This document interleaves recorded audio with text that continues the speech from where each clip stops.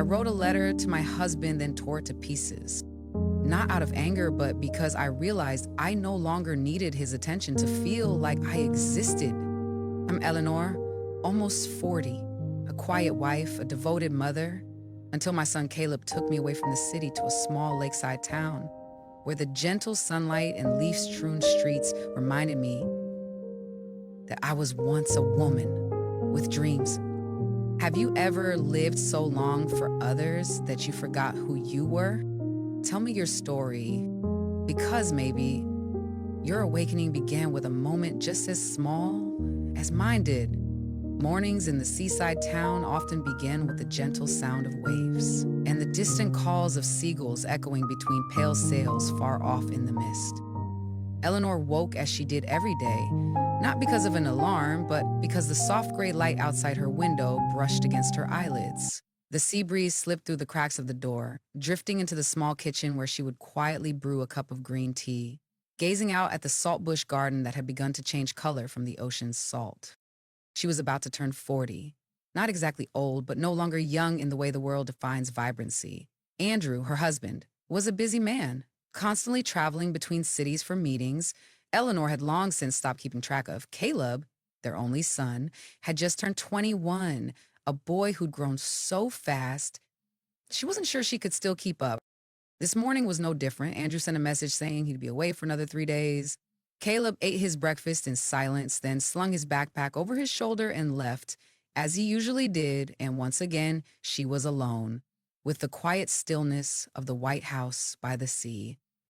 Eleanor used to believe her life was peaceful, but lately, that peace carried with it a kind of emptiness she couldn't quite name. She wasn't sad, she wasn't angry, but she didn't feel truly present anywhere either. As if she were a shadow passing lightly through each room, tidying up, preparing dinner, watering the plants, then vanishing in the very space she once called home. She sat on the porch, staring out toward the ocean, where the horizon blurred into the mist. Her eyes no longer searched with excitement, only observed quietly, out of habit. A part of her had once loved this beach, had once dreamed of opening a small tea shop on the corner where women like her could come and talk about things no one ever asked. But the years had taught Eleanor how to tuck those dreams away, neatly, without bothering anyone. Only lately, she had started to wonder, has anyone ever truly seen me? Not as Andrew's wife or Caleb's mother, but as herself. Eleanor, the woman who once wrote diary entries on wet sand, who once knew the scent of sun-warmed tablecloths, who once laughed alone when she came across a line of writing so beautiful it ached. And just as she was quietly navigating that feeling, Caleb stepped onto the porch, pulled out a chair, and sat beside her. "Mom," he said, his voice warm and familiar, "I've got 3 days off next week. How about we go somewhere just the two of us?" Eleanor turned, looking into her son's eyes. There was something in that gaze, sincere, gentle, unhurried, that kept her silent for a long moment. "Do you have somewhere in mind?" she asked softly. "Yeah, a little island off the southern coast. I interned there once. It's quiet, you'd like it." And in that moment, not from reason, but from a quiet voice inside her heart, Eleanor nodded. She didn't know what kind of journey she was about to begin, but for the first time in a long while, she felt something stir, like the sound of waves crashing against a cliff, not rushed, not loud, just a gentle call. It's time to come back to yourself. Eleanor sat by the window of the small ferry, her finger tracing absent-minded circles on the fogged glass. In front of her, the ocean stretched out in a vast, endless blue, the crests of silver-tipped waves brushing gently against the side of the boat as if whispering something only the sea could understand. Caleb was standing out on the deck, his coat flapping in the sea breeze, his dark hair tousled by the wind, but his posture remained steady and calm. She had never imagined traveling somewhere far away with her son, not to visit relatives, not for work or duty, simply to go. Because her son had invited her, and she had no reason to say no. Or, more precisely, no longer had a reason to stay. The ferry docked in the early afternoon. The island was smaller than she had expected, just a row of wooden cottages nestled along the sandy shore. backed by tall, slender ferns swaying gently in the wind. The guest house they had rented was surrounded by whispering coconut trees, its porch draped in thick, dark green vines. Caleb carried the suitcase inside first, leaving her standing for a moment at the entrance, her heart softening under the strangely still presence of this place. I thought you needed the quiet, Caleb said, turning back to her, his eyes gentle, as if reading all the words she hadn't spoken yet. They had dinner at a small beachside eatery, where warm yellow lights glowed over a simple table set with 2 plates of grilled fish, wild greens, and sticky rice wrapped in banana leaves. No city noise, no phone chimes.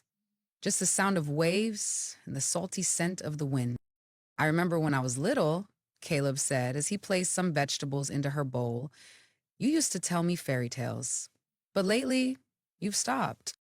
Eleanor set her chopsticks down. I thought you didn't need them anymore. He shook his head. I've always needed something from you. Not the stories, but the way you used to live. You live with so much color, Mom. Do you know that? She was silent. A feeling crept into her chest, warm and aching. How long had it been since someone last said they could see the colors in her? Not her roles, not her responsibilities, but her.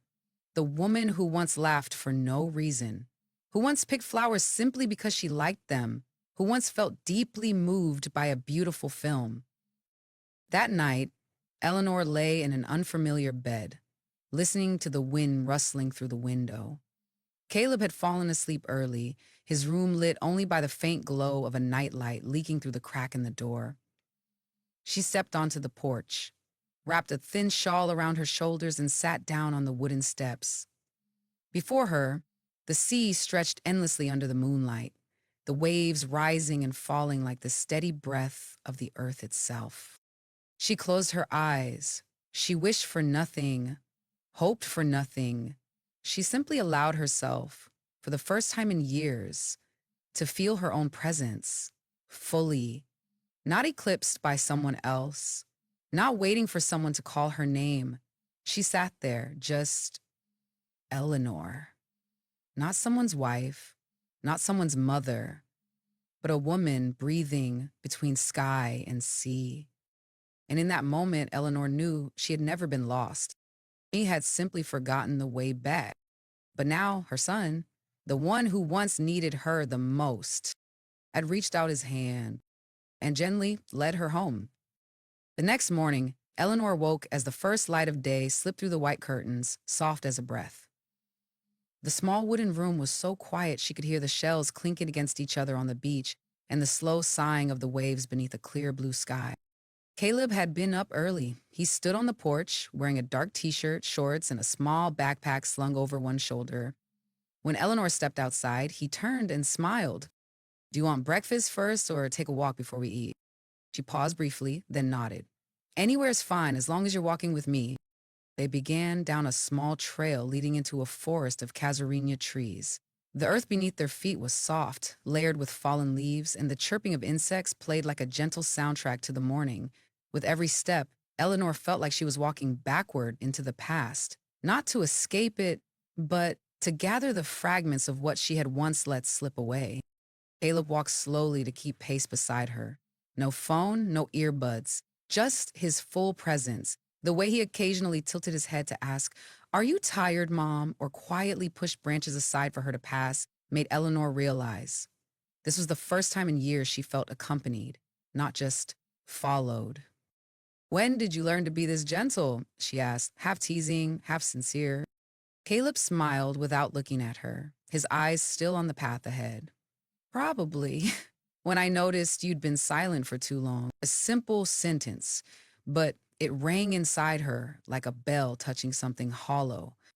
The clearing were stopped when they reached a clearing, where sunlight streamed through the canopy in beams, like cracks in a dream slowly unfolding. Caleb sat on a fallen log and patted the space beside him. Eleanor sat down slowly, shoes muddy, hair sticking to her forehead from sweat, but she didn't mind. She only felt real. Did you know, she said after a moment, I once wanted to study contemporary dance. Caleb turned, eyes wide as if he had just discovered a secret door. Really? She nodded. Back when I was in college, But then I met your father, then you came along, then we moved, and the years just went by. Caleb didn't say anything, but his eyes softened, as if he were gently wrapping his mother's unopened memory with both hands to keep it safe. You could still learn, he said quietly, not to perform, just to feel yourself moving again. Eleanor turned to look at her son. In that moment, amid trees, sunlight, and the breath of nature, she realized it wouldn't be someone young, extraordinary, or distant who would awaken her from her quiet years. It would be her son. The same boy who once clutched her fingers as he learned to walk, now gently showing her the path forward. And Eleanor, for the first time in a long while, smiled, a smile not meant for anyone else, but for herself. The woman slowly remembering how to live, not just survive. Afternoon on the island was as quiet as a page yet to be written. The sun sank slowly toward the horizon, casting a warm amber glow over everything. The tree branches, the doorstep, the porch roof, and even Eleanor's hair as she sat on the rattan chair in front of the cabin. Caleb was quietly sweeping dry leaves around the porch. He said nothing, letting the soft sweep of the broom against the stone floor tell its own story. Eleanor watched her son, her gaze softening with each of his steady movements. She suddenly remembered an afternoon more than 10 years ago, under the same golden light, at a similar small porch. Only then, Caleb had just begun to walk, and she had been preoccupied with Andrew's relentless phone calls from the office. Eleanor closed her eyes. In the dimming light of dusk, memories surfaced vividly like a folded painting. A half-finished meal, a vague reply, a hug postponed. The small things she once believed harmless, but which had quietly chipped away at her heart over the years. What are you thinking about? Caleb's voice came gently, but it cut through the flow of her thoughts. Eleanor opened her eyes, slightly startled. She gave a tired smile. I'm thinking about the things I missed, probably more than I ever dared to admit. Caleb sat down beside her and handed her a cup of warm ginger tea. The rising steam drifted up gently, like an invitation to be forgiven. I think, he said slowly, a lot of the time, we miss out because no one teaches us how to stop and live. They only teach us how to try harder. Eleanor looked at her son, her heart tightening. In Caleb's calm demeanor, she saw a part of herself. The part that had once naively believed that love meant sacrificing without needing to be seen. Have you ever, she asked softly, felt like I wasn't really there? Caleb didn't answer right away. He turned slightly, looking out toward the treetops bathed in the colors of sunset, then said quietly, I have. But I never blamed you. I just felt sad watching you disappear. A long silence settled between mother and son. Eleanor swallowed hard, her heart filled with gratitude and a deep ache. She had believed that keeping the family intact was enough, forgetting that emotional absence could leave the most invisible of losses. The sun fully slipped beyond the horizon, the sky turned a deep violet, and the first star had just appeared. Think, Eleanor whispered, as if to herself, it's time I learn how to truly be present. Caleb didn't say anything, only nodded, but in his eyes, Eleanor saw something she had long yearned for, trust, returning. And in the last light of the day, Eleanor felt something clearly for the first time. The past may not be repairable, but the present is always a chance to begin something kinder for herself and for the ones she loves. That night, the small wooden kitchen was warmed by the soft glow of the hanging light and the gentle bubbling of water in the teapot. Eleanor stood with her back to Caleb, her hands busy arranging slices of bread on a plate. But inside, she was arranging something else. Courage. I've been meaning to ask you, she began. What made you bring me here? Caleb, splitting firewood near the stove, paused. After a moment, he set the axe down. Silence returned, broken only by the occasional crackle of the burning wood. As I wanted you to have space to breathe, to remember who you are. Eleanor turned around, leaning lightly against the kitchen counter. The sea breeze slipped in through the cracks of the wooden door, carrying with it the unmistakable salt of the ocean. She looked at her son, no longer the naive little boy she once knew, but a young man with the features of both his mother and father. And yet, something uniquely his own in his eyes. I've known for a long time that you weren't okay, Caleb continued, his voice raspier than usual. But when I was little, I didn't know how to name it. I just knew every time you cleaned in silence, every time you said, I'm fine, something inside you had just broken. Eleanor swallowed hard.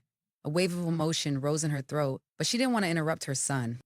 I didn't bring you here to heal you, Caleb said, but so you could see that you're still whole. You're still here. You haven't been forgotten. You don't have to disappear to keep anything together. A soft sob escaped Eleanor, and she lifted her hand to cover her mouth.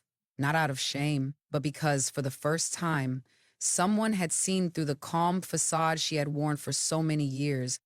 You've really grown up, she said, eyes brimming with tears. I always thought I had to carry it all, that I was the only one holding this family together.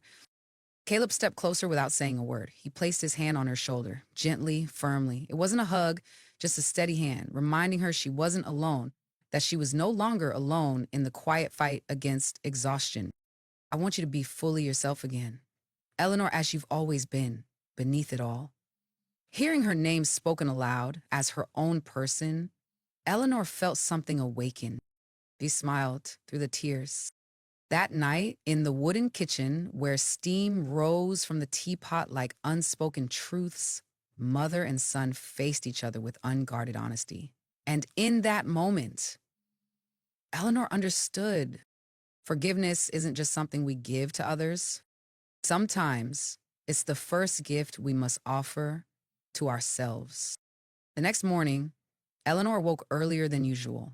Outside, sunlight filtered through the sheer curtain, casting a gentle golden hue on the old wooden floor of the room. A soft sea breeze drifted through the slightly open window, carrying the scent of salt and the crispness of early day. But what woke her wasn't the sound or the light, it was something else. A strange feeling of peace. For the first time in years, Eleanor didn't feel the urge to immediately get out of bed and dive into a familiar chain of duties. No rush breakfast, no alarm clock, no husband's suggestive knock on the door after another late night. There was only her and herself. She slowly rose, slipped on an old sweater, and stepped out onto the front porch. Caleb was sitting on the steps, sketchbook and pencil in hand. The morning light caught his hair, forming a soft halo like a faint thread of memory. What are you drawing? Eleanor asked, her voice still touched by sleep. Caleb smiled and looked up. I was sketching you while you were reading. Eleanor was taken aback. She walked closer and glanced at the page. The lines were still unfinished, but the figure of a woman had already come into view. Eyes slightly sunken, yet bright, lips curved faintly as if holding back something unspoken. Hair falling gently across her cheek. She wasn't youthful, wasn't flawless, but she was there, fully present. I sketched you reading last night, Caleb said gently. You looked truly present, like yourself. Eleanor didn't know what to say. No one had ever drawn her. No one had ever looked at her as a whole person, not just a role. You still have that quiet light, the kind that stays, even after so long of not being allowed to be. Eleanor turned away, tears spilling unexpectedly, but this time she didn't hide. She didn't flinch. I used to think all I had left were the things already behind me, she said, voice trembling. That time had taken everything important from me. But this morning, looking at you, hearing what you said, I realized I never really stopped. I just forgot how to look at myself. Caleb placed his hand over hers silently. In that moment, beneath the morning light and the salty breeze of a peaceful coast, Eleanor felt something shift inside her. She was no longer the woman of should-haves and could-haves from the past. She was someone learning for the first time to live for herself, without regret, without hesitation, not waiting for someone to notice her, to finally allow herself to be. That afternoon, Eleanor retreated into the small room next to the back porch, a space where, over the years, she had unconsciously piled up old books, unfinished embroidery pieces, and a small wooden box she hadn't opened in a very long time. Caleb had gone for a walk along the rocky shore, leaving her some space of her own. In the quiet stillness, Eleanor sat down on the wooden floor and pulled the box toward her. The lid opened with a soft creak. Inside were yellowed sheets of paper, a draft of a book she had never finished, a map of a solo trip across Italy she once dreamed of taking in her youth, a few old Polaroid photos of her holding the first pastry she ever sold at a roadside bakery during her college years. It all felt like the faded breath of a version of Eleanor she had long forgotten existed. She turned each paper over slowly, as if tracing the thread of old emotions. One diary entry, written when she was 27, made her stop. One day, I'll wake up early not to make breakfast for anyone, but just to hear the waves. And I'll start learning French again just because I want to, not to please anyone. Eleanor smiled faintly. That passage was written in a youthful, hopeful script. She had once been so full of energy, with dreams that existed outside the boxes of devoted wife or exemplary mother. She once wanted to live a life full of color, depth, not just in step with someone else's rhythm. A dream that is never fulfilled doesn't truly vanish. It simply waits for a heart brave enough to turn back and face it. She took out a new, clean notebook. On the first page, Eleanor carefully wrote, I once disappeared into my roles, but I'm coming back, not to do something grand, but to live each small thing with all my honesty. She set the pen down and took a deep breath. Inside her chest, instead of the hollowness that had sat there for years, she felt something beginning to stir. An inspiration, a gentle current. There was no need to write a novel, no need to leave everything behind to start over, just enough courage to live truthfully each day. That was already something. When Caleb returned, he was surprised to find his mother at the computer, typing with a focused look. I thought you were resting, he said. Eleanor looked up, her eyes softly alight. I'm resting, but I'm also beginning. Caleb stepped inside, set down his canvas bag, and sat beside her. Anyway, beginning again with myself. Outside the window, the afternoon breeze swept across the porch. The last light of day streamed into the old room, brightening the space. Not with a new kind of light, but with a new perspective. From a woman who had chosen to live again. From exactly where she thought she'd been forgotten. The next morning, Eleanor woke up earlier than usual. Not because of an alarm clock and not because she had to prepare breakfast for anyone. Simply because she wanted to sit in the small window overlooking the valley and let the morning sunlight touch her face like a gentle greeting. Caleb was still asleep, his steady breathing drifting softly from the room next door. Eleanor poured herself a cup of herbal tea, wrapped herself in an old wool shawl, and opened the notebook she had left unfinished the night before. It was no longer a journal of sorrow, but a page of short notes, a list of things she wanted to do, not for anyone else, but just for herself. Buy watercolor paints, call Emily, the old friend I once wrote to and never followed up, plan to teach a small baking class in the fall. The list wasn't long, but each line was like a budding seed. Not loud, not dramatic. Just the quiet beginning of a woman who had once forgotten who she was and was now listening again to the voice within. When Caleb woke up and came downstairs, he saw his mother, the woman who used to live quietly between forgotten meals and unanswered messages, sitting with a cup of tea, smiling. Not because someone told a joke, but because the simple peace of the morning was enough to soften her heart. I was thinking of driving you around the lake later. Would you like that? Eleanor looked at her son and gave a soft nod. Yes, but this time, I want to drive. Caleb smiled, a quiet smile, but full of understanding. He handed her the keys like a small ceremony, handing back the right to steer her own path. The car rolled down the narrow road that circled the lake. The summer breeze swept through the trees, rustling the leaves gently. Eleanor felt her hands on the steering wheel like a declaration. She didn't need to go fast, didn't need to know everything ahead. She just needed to know that she was choosing her own direction. On the way back, she stopped the car when she spotted a field of soft lavender wildflowers blooming by the roadside. Eleanor opened the door and stepped out, taking a deep breath. The scent of sunlight, of earth, and wildflowers blended together, simple but profoundly real.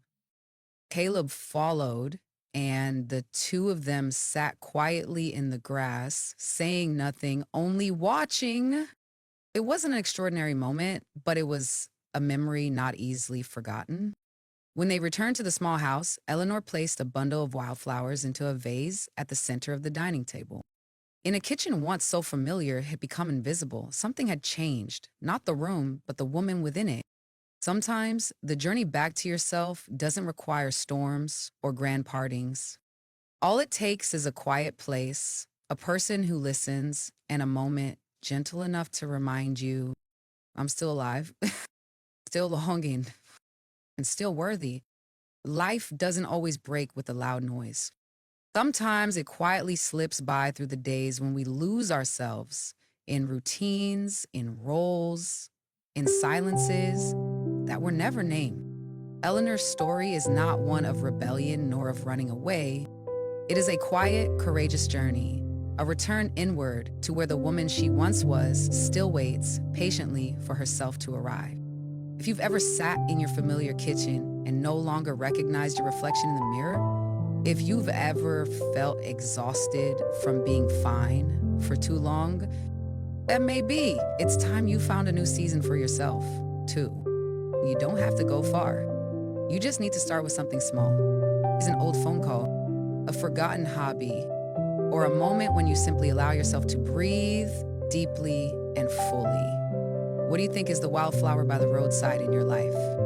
Those simple things that may seem meaningless, but somehow awaken a long asleep part of your soul? Share with me. You might not be as alone on this journey as you think.